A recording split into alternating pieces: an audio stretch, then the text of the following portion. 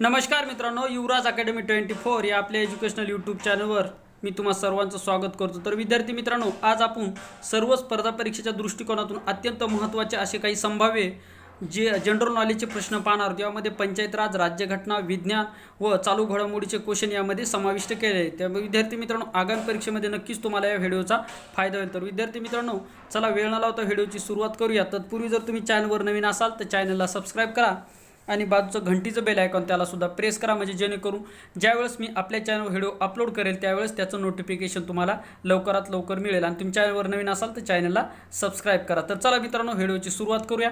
पहा, पहिला प्रश्न आहे, ग्रामपंचायतींना अनुदान मान्यता कोण देतो? तर ग्रामपंचायतीला अनुदानाची जी काही मान्यता आहे मित्रांनो, ही पंचायत समिती देते। ग्रामपंचायतीला कोण देते?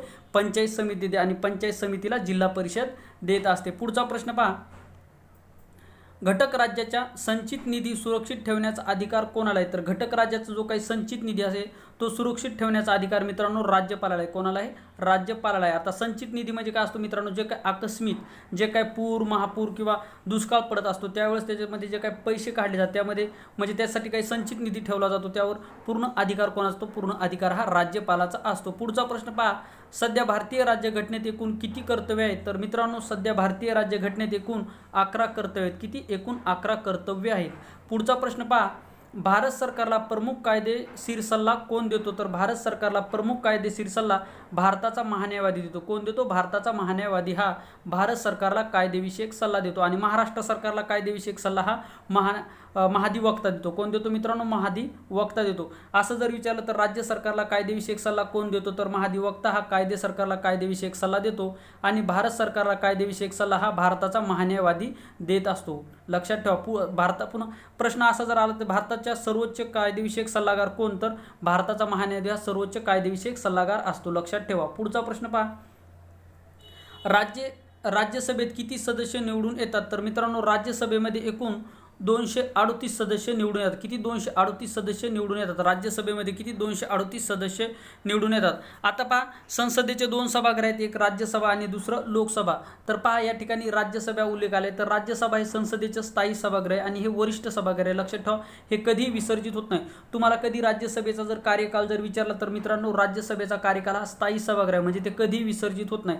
मात्र राज्यसभेचे जे काही सभासद असतात यांचा कार्यकाल हा 6 वर्षाचा असतो। यांचा कार्यकाल जर राज्यसभेचा कार्यकाल जर विचारला तर ते स्थायी सभागृह आहे, परंतु राज्यसभेतील जे सदस्याचा कार्यकाल जर विचारला तर राज्यसभेतील सदस्याचा कार्यकाल हा 6 वर्षाचा आहे। आणि राज्यसभेचा सदस्य होण्यासाठी वयाची 30 वर्ष पूर्ण असली पाहिजे। किती? वयाची 30 वर्ष पूर्ण असली पाहिजे। तर पहा, राज्यसभेमध्ये आता राज्यसभा हे राज्याचं प्रतिनिधित्व करतं, राज्यसभा हे राज्याचं प्रतिनिधित्व करतं, म्हणून राज्यसभेमध्ये 238 सदस्य निवडले जातात, आणि बाकीचे जे काही सदस्य राहिले ते काही केंद्र सरकारचे आणि काही राष्ट्रपतीद्वारे नियुक्त केले जातात। पुढचा प्रश्न पहा, पुढचा प्रश्न आहे पहा मित्रांनो, महाराष्ट्राच्या विधान परिषद किती सभासद शिक्षक मतदारसंघातून निवडून दिले जातात? तर महाराष्ट्राच्या विधान परिषदेमध्ये किती सभासद हे शिक्षक मतदारसंघाकडून निवडून दिले जातात? तर मित्रांनो, महाराष्ट्राच्या विधान परिषदेमध्ये एकूण 1/12 सभासद हे शिक्षक मतदारसंघातून निवडून दिले जातात। शिक्षक मतदारसंघ आणि पदवीधर मतदारसंघातून 1/12 एवढे सभासद निवडून दिले जातात। आणि प्रश्न असा विचारला जाईल की भारतामध्ये सध्या किती राज्यामध्ये विधान परिषद अस्तित्वात आहे? तर मित्रांनो, भारतामध्ये सध्या 6 राज्यामध्ये विधान परिषद अस्तित्वात आहे। किती? 6 राज्यामध्ये विधान परिषद अस्तित्वात आहे। लक्षात ठेवा। पुढचा प्रश्न पहा, न्यायाधीशाची संख्या ठरविण्याचा अधिकार कोणाला आहे? तर न्यायाधीश जे काही न्यायालयामध्ये जे काही न्यायाधीश असतात त्यांची संख्या ठरविण्याचा अधिकार कोणाला आहे? तर मित्रांनो, त्यांची संख्या ठरविण्याचा अधिकार हा संसदेला आहे। न्यायालयातील न्यायाधीशाची संख्या ठरविण्याचा अधिकार कोणाला आहे? तर संसदेला हा अधिकार आहे। आणि भारताची सर्वोच्च कायदा करणारी संस्था कुठली, असा प्रश्न जर विचारला तर मित्रांनो, भारताची सर्वोच्च कायदा करणारी संस्था ही संसद आहे। प्रश्न असा विचारला जाईल की भारताची कायदा करणारी सर्वोच्च संस्था कुठली? तर पहिलंच ऑप्शन सर्वोच्च न्यायालय दिलं जाईल। तर मित्रांनो, त्याचं उत्तर हे संसद असणार। त्याचं उत्तर काय? संसदेलाच कायदेमंडळ सुद्धा म्हणतात। हे सुद्धा ऑप्शनमध्ये कधी संसद देतील किंवा कधी कायदेमंडळ देतील। तर संसद आणि कायदेमंडळ हे लक्षात ठेवा। संसद आणि कायदेमंडळ हे एकच शब्द आहे। पुढचा प्रश्न पहा, मूलभूत हक्कावर जर गदा येत असेल किंवा अन्याय होत असेल तर त्यासंबंधी आदेश कोण काढू शकतो? तर पहा, मूलभूत हक्कावर जर गदा येत असेल किंवा अन्याय होत असेल तर त्यासंबंधी आदेश काढण्याचे आदेश कोण काढू शकतो, तर सुप्रीम कोर्ट काढू शकतो. कोण? सुप्रीम कोर्ट काढू शकतो. आणि पहा, सुप्रीम कोर्टला सर्वोच्च न्यायालय असे म्हणतात. तर भारताचे सर्वोच्च न्यायालय कुठे आहे, तर असा प्रश्न जर आला तर मित्रांनो, भारताचे जे काही सर्वोच्च न्यायालय हे दिल्ली या ठिकाणी. कुठे?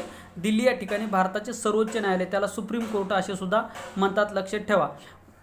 पुढे पहा, 26 जानेवारी 1950ला भारताच्या सर्वोच्च न्यायालयाची स्थापना झाली. हा सुद्धा प्रश्न लक्षात ठेवा. कधी? 26 जानेवारी 1950 मध्ये भारताच्या सर्वोच्च न्यायालयाची स्थापना झालेली आहे. पुढचा प्रश्न पहा, घटना समितीची एकूण किती अधिवेशने झाली आहेत, तर घटना समितीची एकूण किती अधिवेशने झाली, तर मित्रांनो घटना समितीची एकूण 11 अधिवेशने झाली. किती? 11 अधिवेशने झालेली. तर पहा, घटना समितीमध्ये प्रश्न 2-3 विचारले जातात. घटना समितीची काय पहिली सभा कधी भरली होती त्याची तारीख विचारली जाते. तर पहा, 9 डिसेंबर 1946 रोजी घटना समितीची जी काय पहिली सभा झाली त्याचे अध्यक्ष कोण होते? व्यामचंद्र बॅनर्जी होते. कोण होते मित्रांनो? व्यामचंद्र बॅनर्जी घटना समितीचे पहिल्या सभेचे काय अध्यक्ष होते. कोण होते? व्यामचंद्र बॅनर्जी. पुढचा प्रश्न पहा मित्रांनो, सर्वोच्च न्यायालयाबाबत हंगामी समितीचे अध्यक्ष कोण होते? सर्वोच्च न्यायालयाबाबत हंगामी समितीचे अध्यक्ष कोण होते? तर सर्वोच्च न्यायालयाबाबत हंगामी समितीचे अध्यक्ष एस वरदाचारी होते. कोण? एस वरदाचारी हे सर्वोच्च न्यायालयाच्या हंगामी समितीचे सदस्य होते. पुढचा प्रश्न पहा, भारताने 26 नोव्हेंबर 1949 रोजी राज्यघटना स्वीकारली. त्यावेळी एकूण 299 सदस्यापैकी किती सदस्य उपस्थित होते? तर पहा, भारताने 26 नोव्हेंबर 1949 रोजी पहा, भारताने घटना समिती कधी स्वीकारली असा प्रश्न जर आला तर 26 नोव्हेंबर 1949 रोजी भारताने घटना समितीचा स्वीकार केलेला आहे. आणि जर घटना समितीची जर अंमलबजावणी जर विचारली तर 26 जानेवारी 1950 रोजी भारतीय राज्यघटनेची अंमलबजावणी सुरू झाली. कधी? 26 जानेवारी 1950 मध्ये. अंमल जर विचारला तर 26 जानेवारी 1950. आणि घटना समिती कधी स्वीकारली तर 26 नोव्हेंबर 1949 रोजी घटना समिती स्वीकारलेली आहे, लक्षात ठेवा. पुढचा प्रश्न पहा, घटना कलम रिकाम जागामध्ये लोकसभा निर्देशित केली आहे. तर घटना कलम रिकाम जागामध्ये घटना कलम 81 मध्ये लोकसभा निर्देशित केली आहे. कधी? घटना कलम 81 मध्ये लोकसभा निर्देशित केली आहे. आणि पहा, संसद ही कोण्या कलमानुसार स्थापन झाली आहे? तर भारतीय राज्यघटनेच्या कलम 79 नुसार संसदेची स्थापना करण्यात आलेली आहे, लक्षात ठेवा. आणि लोकसभा 81 नुसार आणि राज्यसभा 80 नुसार करण्यात आलेली आहे, लक्षात ठेवा. पुढचा प्रश्न पहा, एखाद्या व्यक्तीला अटक झाल्यास न्यायालयासमोर त्याला आणण्यासाठी न्यायालयामार्फत कोणता आदेश दिला जातो? तर पहा, एखाद्या व्यक्तीला अटक झाली असेल, पहा एखाद्या व्यक्तीला जर अटक झाली असेल तर त्या व्यक्तीला न्यायालयासमोर आणण्यासाठी न्यायालयामार्फत आदेश दिला जातो. तर पहा, बंदी प्रत्यक्षीकरणाद्वारे दिला जातो. मित्रांनो, एखादा जर गुन्हेगार असेल आणि त्याला जर अटक केली असेल तर त्याला 24 तासाच्या आत जवळच्या न्यायालयामध्ये हजर करावं लागतं. जर 24 तासाच्या आत जवळच्या न्यायालयामध्ये हजर नाही जर केलं तर त्याला आपल्याला तसं म्हणजे त्याला काय पोलीस स्टेशनवर त्याला डांबून ठेवता येत नाही, किंवा 24 तासाच्या आत त्याला जवळच्या न्यायालयामध्ये म्हणजे त्यावर गुन्हा सिद्ध होईल त्याच वेळेस त्याला ठाण्यामध्ये ठेवलं जाऊ शकतं, लक्षात ठेवा. म्हणजे त्याला 24 तासाच्या आत न्यायालयासमोर त्याला हजर करावं लागतं, तसं त्याला ठेवता येत नाही. जर न्यायालयाने त्यावर काय निर्णय दिला त्यावर ते डिपेंड करत असतं, लक्षात ठेवा. म्हणजे कुठल्याही गुन्हेगाराला 24 तासाच्या आत ठाण्यामध्ये डांबून ठेवता येत नाही, लक्षात ठेवा. पुढचा प्रश्न पहा, विज्ञानावर महत्त्वाचे प्रश्न पाहणार आहोत. मानवी कवटीमध्ये किती हाडे असतात? तर मित्रांनो, मानवी कवटीमध्ये एकूण किती हाडे असतात? एकूण 22 हाडे असतात. मानवी कवटीमध्ये एकूण 22 हाडे असतात. आणि आपल्या चेहऱ्यामध्ये एकूण 14 हाडे असतात. चेहऱ्यामध्ये किती मित्रांनो? चेहऱ्यामध्ये 14 हाडे असतात. आणि पहा, दोन संकल्पना या ठिकाणी क्लिअर करतो. पहा, ज्यावेळेस अर्भक म्हणजे ज्यावेळेस छोटं मुलं असतं त्यावेळेस त्याच्यामध्ये 300 हाडे असतात. प्रश्न विचारलेला आहे की जे नुकतंच बाळ जन्मतं त्यामध्ये एकूण 300 हाडे असतात. आणि त्याच्या विकासात्मक अवस्थेत प्रौढ व्यक्तीमध्ये एकूण 206 हाडे असतात. किती? 206 हाडे असतात. आणि आपल्या एकूण वजनाच्या 18% वजन हे हाडाचं असतं. किती? आपल्या एकूण वजनाच्या 18% वजन हे हाडाचं असतं, लक्षात ठेवा. प्रश्न विचारलेले आहेत. आणि जर असा विचारला तर मानवी शरीरामध्ये रक्त किती असतं? तर मित्रांनो, मानवी शरीरामध्ये रक्त हे एकूण 5 लिटर असतं, लक्षात ठेवा.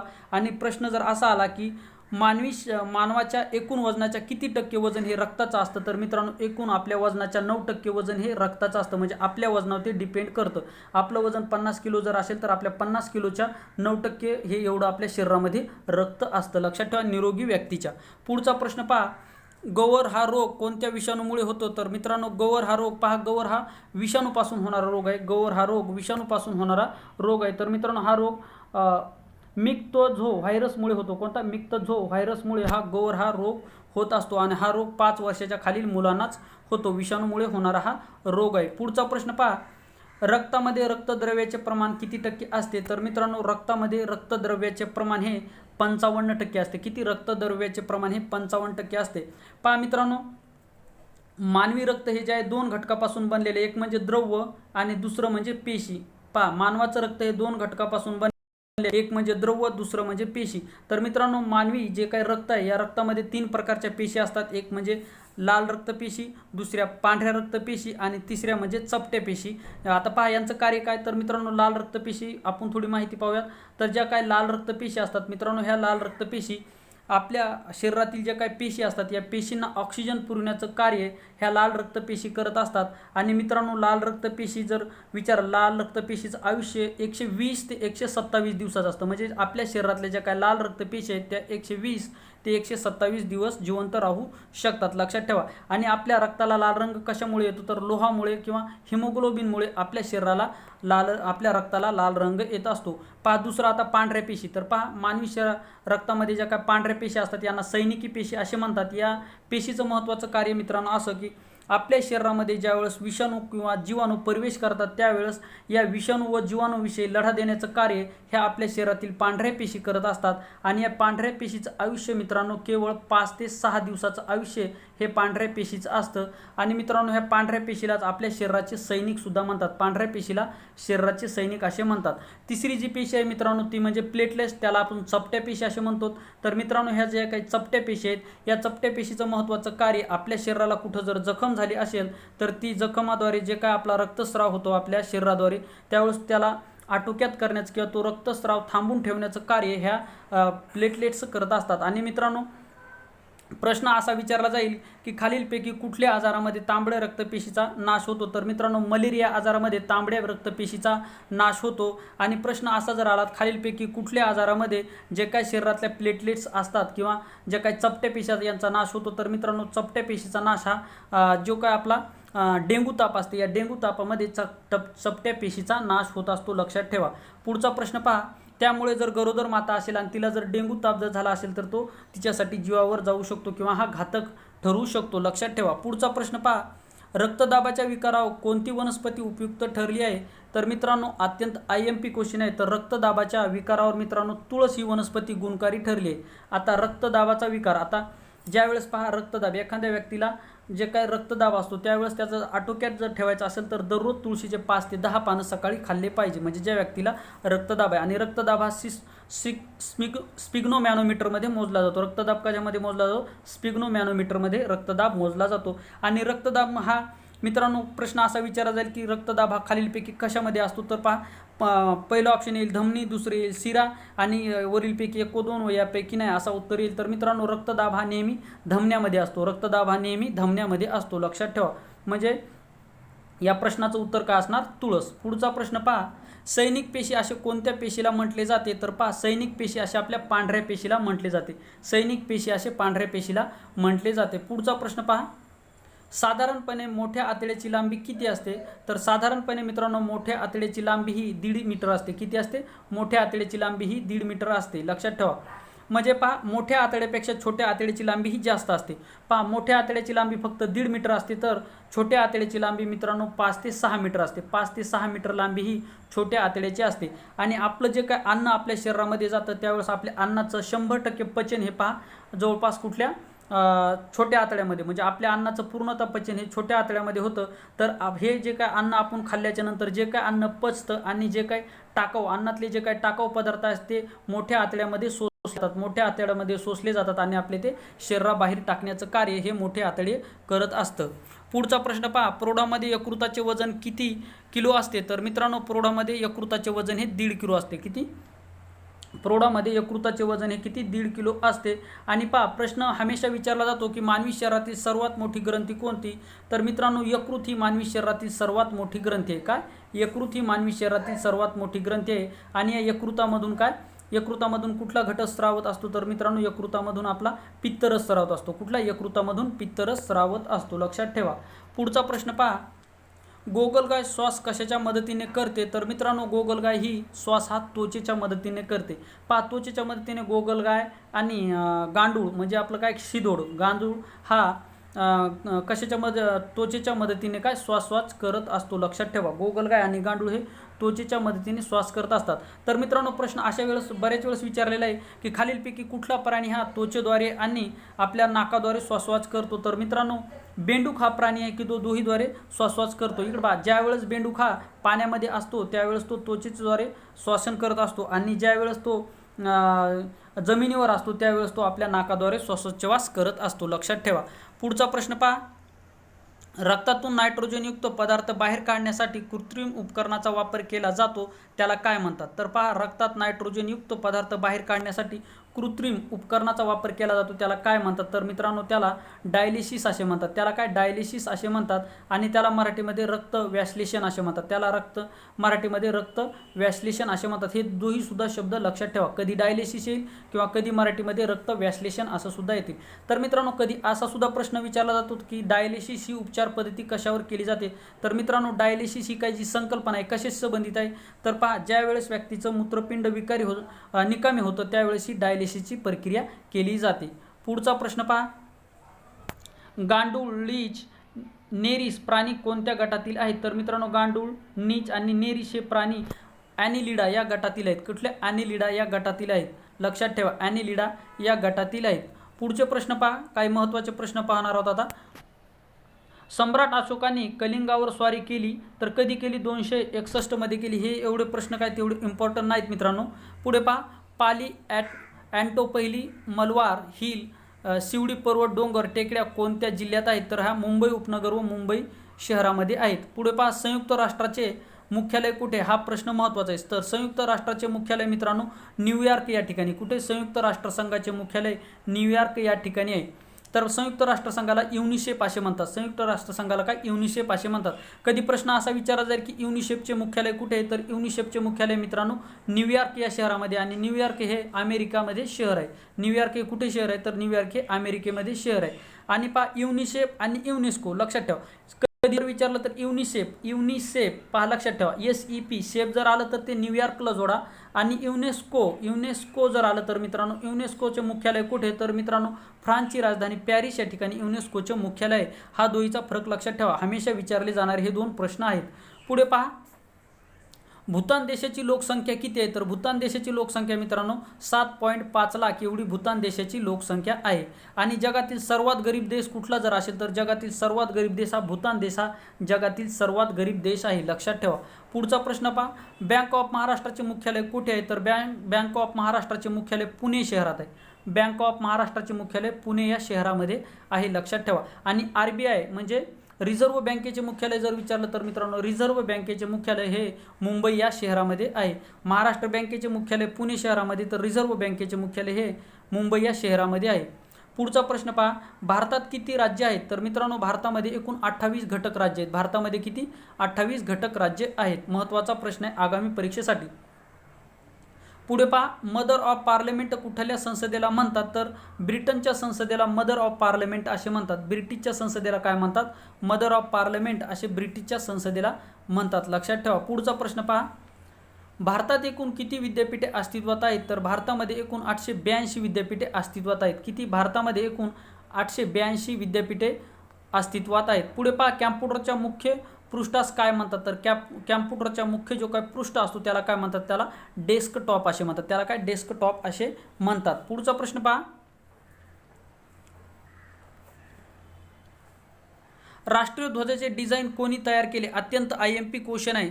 जो काय आपला राष्ट्रध्वज आहे, जो काही तिरंगा आहे, याचा पहा तिरंगा हा राष्ट्रध्वज जो आहे याचं डिझाईन कोणी तयार केलं? तर मित्रांनो याचं जे काही डिझाईन आहे ते पिंगाली व्यंकय्या यांनी तयार केलं. पिंगाली व्यंकय्या व्यक्तीने तयार केले. कोणी? पिंगया व्यंकय्या यांनी तयार केलेलं आहे. तर पहा, राष्ट्रध्वजाविषयी 2-3 प्रश्न हमेशा परीक्षेला विचारले जातात की राष्ट्रध्वजाची लांबी व रुंदी किती आहे? तर मित्रांनो राष्ट्रध्वजाची लांबी जर लांबी आणि रुंदीचं प्रमाण 3:2 आहे. किती? 3:2 म्हणजे लांबी आहे 3 आणि रुंदी आहे 2 म्हणजे 3:2 हे भारताच्या राष्ट्रध्वजाचं प्रमाण आहे. किती? 3:2 हे राष्ट्रध्वजाचं प्रमाण आहे. परीक्षेला विचारलं आहे.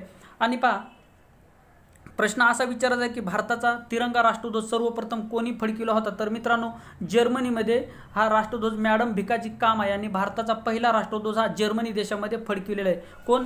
मॅडम भिकाजी कामा यांनी फडकविलेला आहे. तर मॅडम भिकाजी कामा यांना भारत देशाची पहिली महिला क्रांतिकारक म्हणून याचा उल्लेख केला जातो. भारताची पहिली महिला क्रांतिकारक म्हणून मॅडम भिकाजी कामा यांचा उल्लेख केला जातो. तर भारताचे पहिले क्रांतिकारक म्हणून महाराष्ट्र राज्याचे वासुदेव बळवंत फडके हे महाराष्ट्र राज्यातील पहिले क्रांतिकारक आहे. कोण? वासुदेव बळवंत फडके हे महाराष्ट्र राज्याचे पहिले क्रांतिकारक आहेत. तर पहा, राष्ट्रध्वजाचं डिझाईन कोण तयार करे? पिंगली व्यंकय्या यांनी तयार केलं आहे. आणि राष्ट्रध्वजामध्ये जे काही आरे आहेत, जे काही जे चक्र आहे, तर मित्रांनो यामध्ये 24 आरे आहेत. यामध्ये 24 आरे आहेत. हा सुद्धा प्रश्न पोलीस भरतीला विचारला आहे की जो काय भारताचा राष्ट्रध्वज आहे याच्यामध्ये किती आरे आहेत? तर जो काही चक्र आहे, हे चक्र जे आहे अशोक चक्र, तर मित्रांनो यामध्ये एकूण 24 आरे आहेत. यामध्ये एकूण 24 आरे आहेत. तर पहा या ठिकाणी केसरी रंग, पहा केसरी रंग आणि पांढरा रंग जे आहे तो भारताच्या समृद्धीचं प्रतीक दर्शवितो. तर हिरवा रंग हा भारताच्या समृद्धीचं प्रतीक दर्शवितो. तर पांढरा रंग हा भारताच्या शांततेचं प्रतीक दर्शवितो. आणि जे काही हे गोलचक्र आहे, गोलचक्र म्हणजे जे अशोक चक्र आहे, तर मित्रांनो हे भारताच्या प्रगतीचं प्रतीक आहे. हे जे अशोक चक्र आहे भारताच्या प्रगतीचं चक्र आहे. लक्षात ठेवा, म्हणजे भारताच्या प्रगतीचं काय आहे बोधचिन्ह आहे. हे सुद्धा परीक्षेला विचारलेलं आहे. हे 2-3 मुद्दे सुद्धा ह्या राष्ट्रध्वजाच्या बाबतीत लक्षात ठेवा. पुढचा प्रश्न पहा, व्हाईस मेलचा शोध कोणी लावला? तर व्हाईस मेलचा शोध गार्डन मॅथ्यूज यांनी व्हाईस मेलचा शोध लावला. कोणी? गार्डन मॅथ्यूज यांनी व्हाईस मेलचा शोध लावलेला आहे. तर मित्रांनो, कॅम्प्युटरवर जे काय कॅम्प्युटरचे लॉंग फॉर्म हमेशा परीक्षेला विचारले जातात की जे काय SMS चा लॉंग फॉर्म काय आहे, का ईमेलचा लॉंग फॉर्म काय आहे, हे याच्यावर आपण एक व्हिडिओ बनवलेला आहे. तर मित्रांनो, आपल्या मी या व्हिडिओच्या डिस्क्रिप्शन बॉक्समध्ये त्याची लिंक दिली आहे. तो व्हिडिओ पाहून जा, म्हणजे नक्कीच आगामी परीक्षेमध्ये सुद्धा तो फायदा होईल. पुढचा प्रश्न पहा, आता काही चालू घडामोडीवरले महत्त्वाचे प्रश्न पाहणार आहोत. तर पहा, पहिला प्रश्न आहे मित्रांनो, केंद्र सरकारद्वारा देशाला क्षयमुक्त करण्याचे केव्हापर्यंत ठरविण्यात लक्ष ठेवण्यात आले? म्हणजे पहा, केंद्र सरकारद्वारे म्हणजे भारत सरकारद्वारे क्षयमुक्त म्हणजे भारताला क्षयमुक्त करण्याचं उद्दिष्ट कधीपर्यंत ठरविलेलं आहे? पहा, आगामी आरक्षक भरतीसाठी अत्यंत IMP क्वेश्चन करून देतो, लक्षात ठेवा. तर पहा, तर भारताला क्षयमुक्त म्हणजे पहा TB, म्हणजे भारताला क्षयमुक्त म्हणजे TB मुक्त करण्याची संकल्पना भारत सरकारने 2025 पर्यंतची ठरवलेली. किती उद्दिष्ट कधीपर्यंत आहे? म्हणजे 2025 पर्यंत भारत हा क्षयमुक्त झाला पाहिजे असं केंद्र सरकारचं उद्दिष्ट आहे. लक्षात ठेवा, कधी? 2025 पर्यंत. आगामी परीक्षेसाठी अत्यंत IMP क्वेश्चन आहे आरोग्याच्या दृष्टिकोनातून. पुढचा प्रश्न पहा, फ्रेंच अकादमीचा प्रतिष्ठ फ्रँकोफोन ग्रँड अवॉर्ड 2021 कोणाला मिळाला? तर फ्रेंच अकादमीचा प्रतिष्ठ फ्रँको ग्रँड अवॉर्ड 2021 हा अलेक्झांद्रे नजर यांना मिळाला. अलेक्झे नजर यांना तो मिळालेला आहे. अत्यंत IMP क्वेश्चन आहे. पुढचा प्रश्न पहा, कोणत्या प्राणी संग्रहालयास बाळासाहेब ठाकरे यांचे नाव देण्याचा निर्णय महाराष्ट्र सरकारने घेतलेला आहे? अत्यंत IMP क्वेश्चन आहे हा. यापैकी पहा, हा एक क्वेश्चन IMP आहे. आणि पहिला क्वेश्चन, भारत सरकारने म्हणजे TB मुक्त कधीपर्यंत भारतात देशाला करण्याचे उद्दिष्ट आहे? हा एक प्रश्न IMP आहे चालू घडामोडीमधला. आणि हा प्रश्न पहा, कोणत्या प्राणी संग्रहालयास बाळासाहेब ठाकरे यांचे नाव देण्याचा निर्णय महाराष्ट्र सरकारने घेतलेला आहे? तर मित्रांनो, गोरेवाडा प्राणी संग्रहालय नागपूर, गोरेवाडा प्राणी संग्रहालय जे की नागपूरमध्ये. किंवा प्रश्न असा विचारला जाईल की महाराष्ट्र सरकारने बाळासाहेब ठाकरे यांचे नाव देण्याचा जो काही निर्णय घेतलेला आहे ते प्राणी संग्रहालय गोरेगाव प्राणी संग्रहालय, गोरेवाडा प्राणी संग्रहालय कुठल्या जिल्ह्यात आहे? तर हे नागपूर जिल्ह्यामध्ये. लक्षात ठेवा, गोरेवाडा प्राणी संग्रहालय नागपूर जिल्ह्यामध्ये आहे, जे की महाराष्ट्र सरकारने बाळासाहेब ठाकरे यांचं नाव देण्याचा निर्णय घेतलेला आहे. पुढचा प्रश्न पहा, राफेल विमानाची लांबी रुंदी उंची किती मीटर आहे? तर राफेल विमानाची लांबी रुंदी उंची, मित्रांनो हा प्रश्न परीक्षेला विचारला जाणार नाही. पोलीस भरतीला विचारला जाऊ शकतो, परंतु इतका हार्ड क्वेश्चन हा PSI STI अशा भरतीला हा प्रश्न विचारला जातो. एक लांबी तुमच्या एक माहिती म्हणून लक्षात ठेवा, परंतु हा प्रश्न परीक्षेला विचारला जाणार नाही. फक्त PSI STI आणि या परीक्षेला म्हणजे क्लास 1 क्लास 2च्या परीक्षेला विचारला जाऊ शकतो, परंतु बाकीच्या परीक्षेला हा अदरवाईज प्रश्न डिफिकल्ट एवढा विचारला जाणार नाही. लक्षात ठेवा, राफेल विमानाची लांबी रुंदी उंची किती मीटर आहे? तर पहा, राफेल विमानाची लांबी 15.30 मीटर, रुंदी 1080 मीटर आणि त्याची उंची जर विचारली तर 5.80 मीटर एवढी त्याची उंची असणार आहे. हा प्रश्न विचारला जाणार नाही, लक्षात ठेवा. त्यामुळे याचं काही तेवढं टेन्शन घेऊ नका. पुढचा प्रश्न पहा, राफेल विमानाची मारक क्षमता किती किमी आहे? तर पहा, हा प्रश्न पोलीस भरतीला विचारला जाऊ शकतो. हा मात्र विचारला जाऊ शकतो, लक्षात ठेवा. हा प्रश्न पोलीस भरतीला विचारला जाऊ शकतो, हा प्रश्न नाही विचारला जाणार. परंतु राफेल विमानाची मारक क्षमता किती? तर मित्रांनो, राफेल विमानाची मारक क्षमता एकूण 3700 किलोमीटर, 3700 किलोमीटर ही राफेल विमानाची मारक क्षमता आहे. आणि राफेल विमान भारताने फ्रान्स या देशाकडून विकत घेतले. कुठल्या? फ्रान्स देशाकडून विकत घेतलेलं आहे, लक्षात ठेवा. ही याची मारक क्षमता, हा प्रश्न विचारला जाऊ शकतो पोलीस भरतीला, IMP क्वेश्चन आहे. पुढचा प्रश्न पहा, हिमालय पर्वत कोणकोणत्या देशात पसरलेला आहे? हा प्रश्न सर्व परीक्षेसाठी IMP आहे. हा जो क्वेश्चन आहे सर्व स्पर्धा परीक्षेसाठी IMP क्वेश्चन आहे, लक्षात ठेवा. हिमालय पर्वत कोणकोणत्या देशात पसरलेला आहे? तर मित्रांनो, हिमालय पर्वत हा भारत, चीन, नेपाळ, पाकिस्तान आणि भूतान या देशामध्ये पसरलेला आहे. कुठला? हिमालय पर्वत हा भारत, चीन, नेपाळ, पाकिस्तान आणि भूतान या देशामध्ये पसरलेला आहे. आणि मित्रांनो, जगातील सर्वात उंच पर्वत शिखर जे की गॉडविन जे काही एव्हरेस्ट शिखर आहे, जगातील सर्वात उंच जे शिखर एव्हरेस्ट शिखर आहे मित्रांनो, ही हिमालय पर्वतामध्येच आहे. हे काय? हिमालय पर्वतामध्ये आहे. कुठलं शिखर आहे?